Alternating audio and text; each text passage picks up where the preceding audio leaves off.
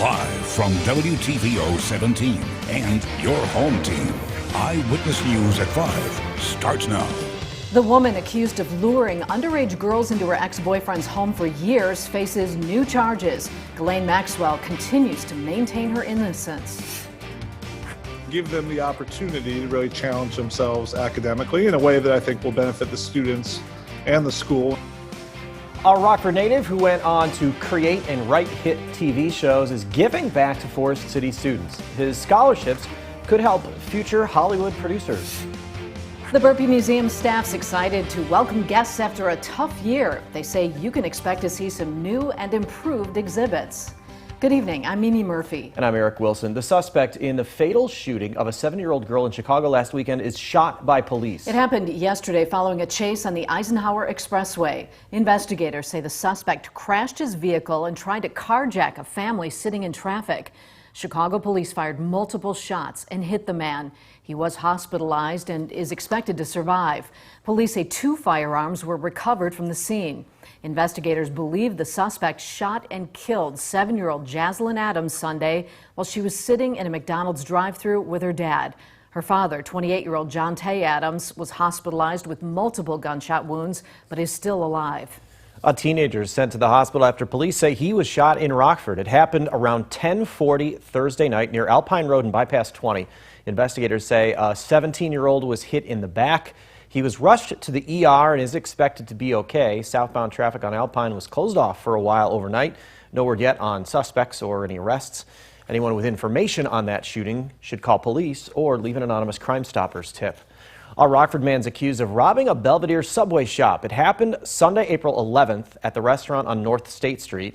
Police say surveillance video helped them narrow down a suspect. An arrest warrant was obtained for 38-year-old Scott Nose.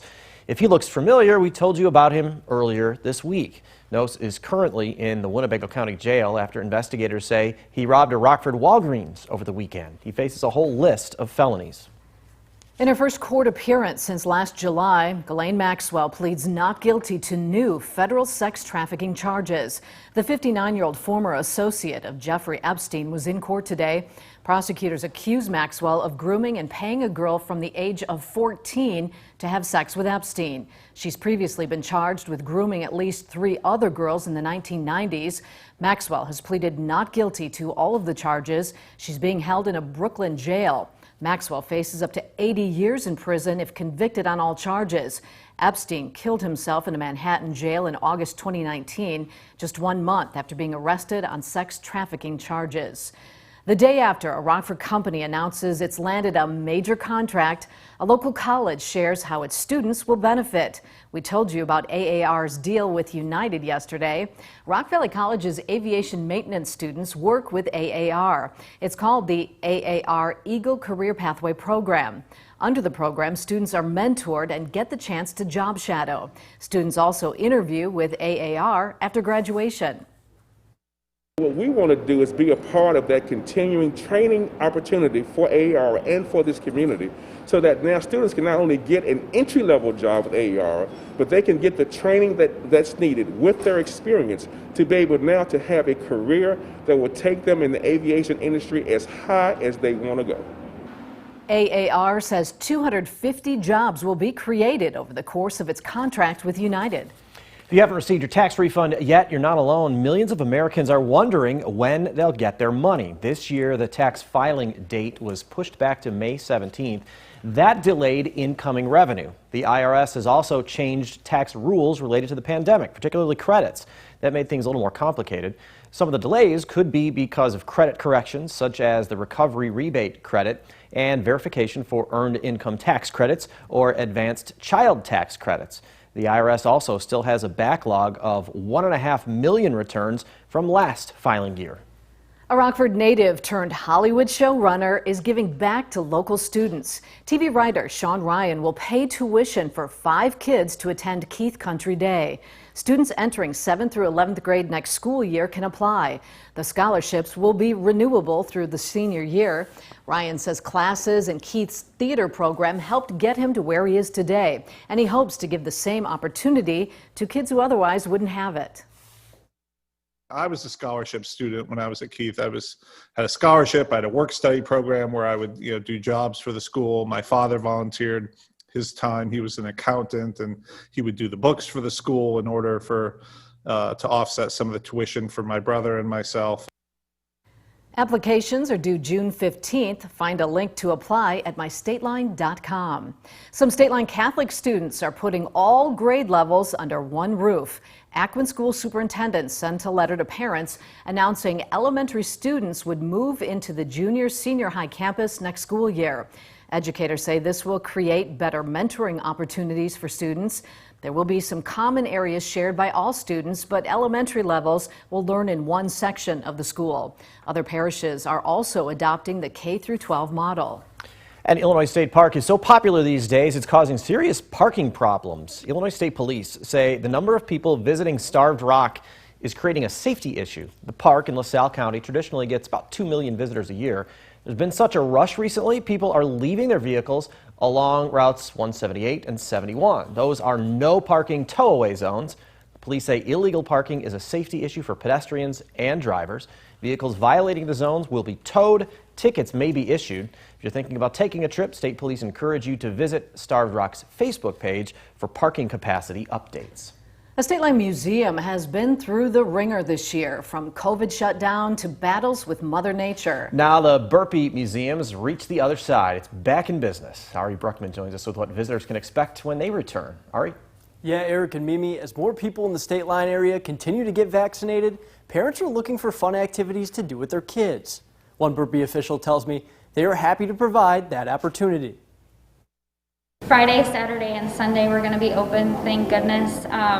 We were closed for a long time, tried to open in February, wasn't able to because of a flood, but we are able now to open our doors to the public again. For city residents, the wait is over. After being closed initially because of the pandemic, Burpee Museum was set to open in February, but experienced flooding from a broken pipe.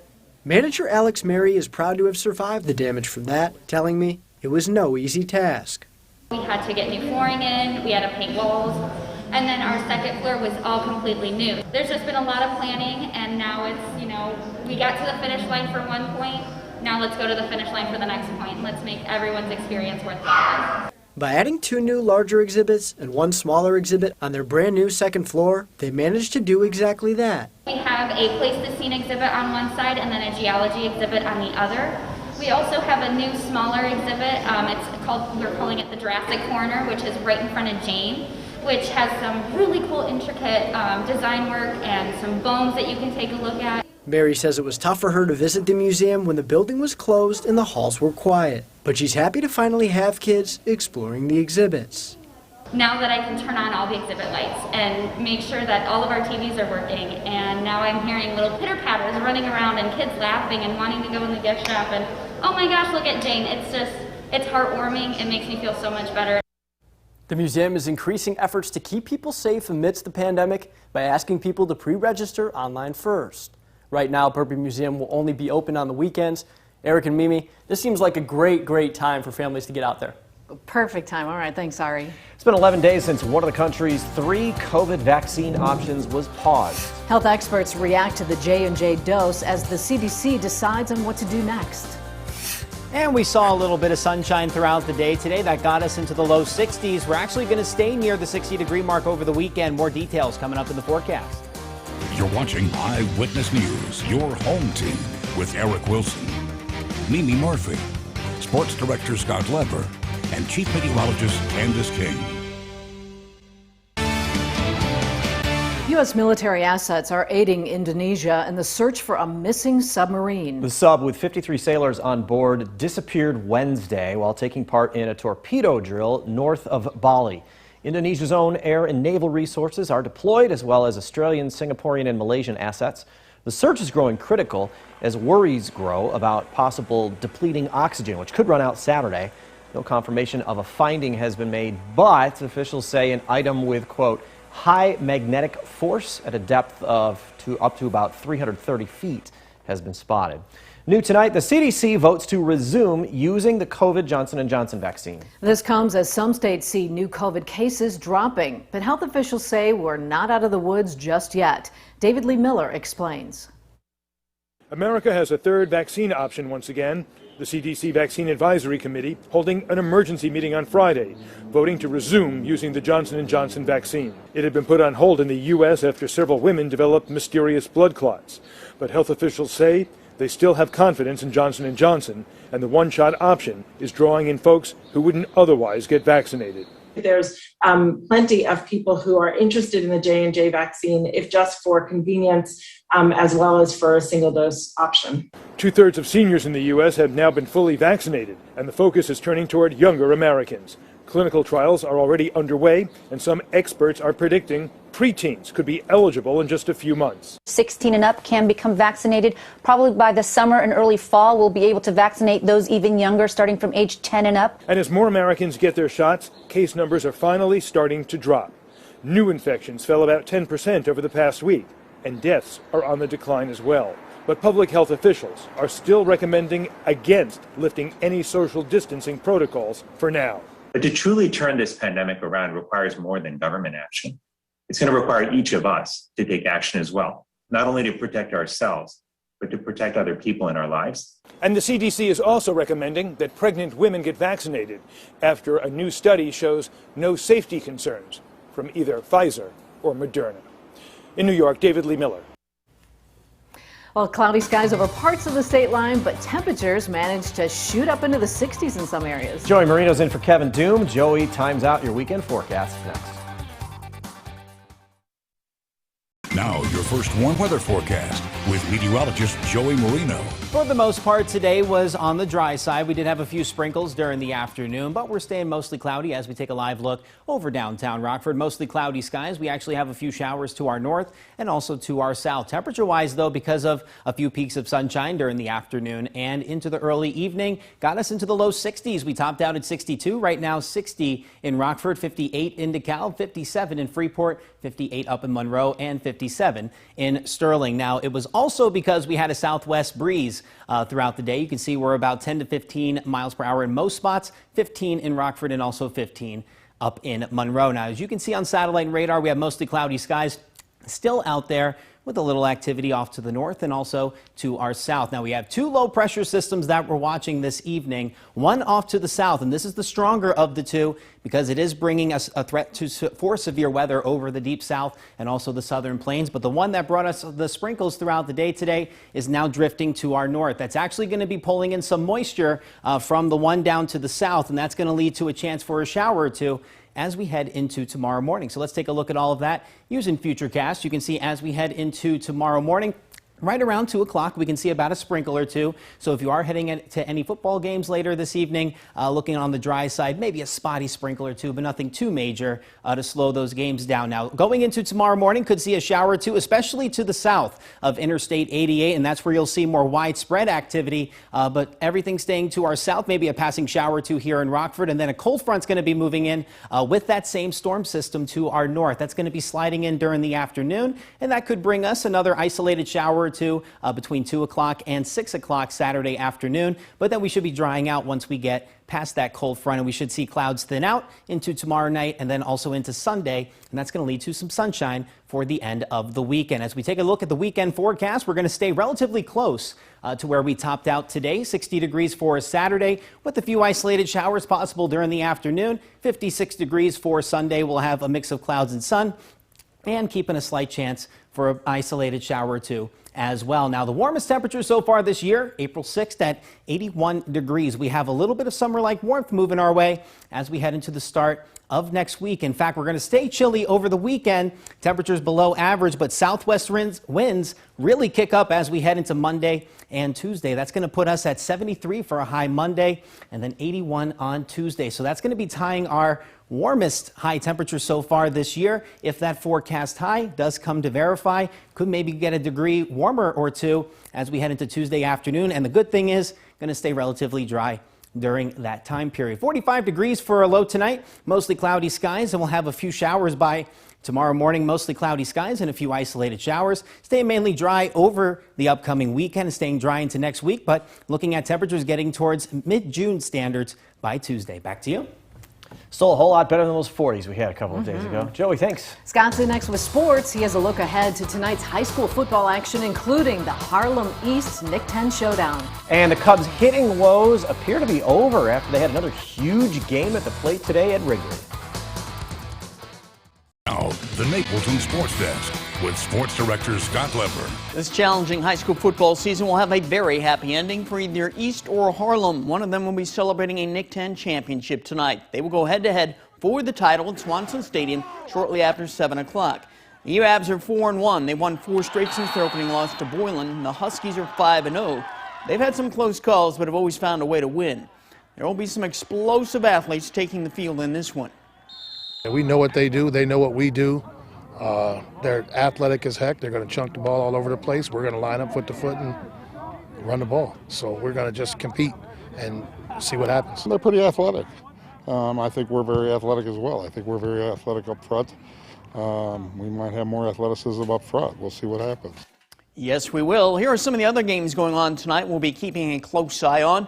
Auburn at Belvedere, Hononegah at Freeport, Lutheran at Byron, Stockton at Winnebago, and Forreston at EPC. David Greenberg and I will have it all covered for you tonight on Overtime. That's 11 o'clock on Fox 39. The Cubs have gone from being dormant at the plate to becoming a hitting machine. They scored a total of 20 runs in the last 2 games against the Mets. They were rolling again today at Wrigley against the Brewers. In the first, Jake Marisnick had the biggest hit this shot with the bases loaded. That unloaded them. Marisnick had a double, and the Cubs had a 5-0 lead. Later in the first, Nico Horner up, and he contributes. He'll rip a double to drive in another run, so the Cubs scored 6 times in the first inning. And they were back at it in the second. Anthony Rizzo cranks out a solo homer, his 4th of the season. On the very next pitch, Javi Baez delivers a bleacher blast, his 6th of the year. The Cubs scored 4 runs in that inning to lead 10-0 after 2. Most of the damage was done against Brewers pitcher Josh Lindblom. The Cubs beat the Brewers 15-2. That's sports. We'll be right back. First of all, Joey, thank you for being here in the land of the living. Your hours are really odd. It's definitely been a while. And you haven't had a nap? You're still going. Yeah, I'm still going from Amazing. This morning. It's been a lovely Friday. We had a little sunshine out there today. Took the dogs out for a nice walk before coming in for this evening. Nice. But temperatures in the low 60s. Can't complain for at the end of the It work was a great week. day. Yeah, it was a really nice day with some sunshine as we take a look at our First Warn Interactive Radar. Sponsored by Rockford Auto Glass and more. We had a few sprinkles pass to our north and south, but we're going to keep a chance for a isolated shower or 2 as we head into Saturday morning. Should dry out by Saturday evening after a cold front passes through. You can see it does cool us down a little bit for Sunday, but just look at that warmth as we head into the start of next week. 73 Monday, looking at some sunshine. Also continuing with sunshine into Tuesday, 81. If that verifies, will be tied for the warmest day so far in 2021. And then we cool down a little bit. 60s, not too bad, but nice to see June-like temperatures come back into the region. Absolutely, Yeah. we'll take it. Thanks, Joey. And thank you for spending a little of your time with us. Stay safe.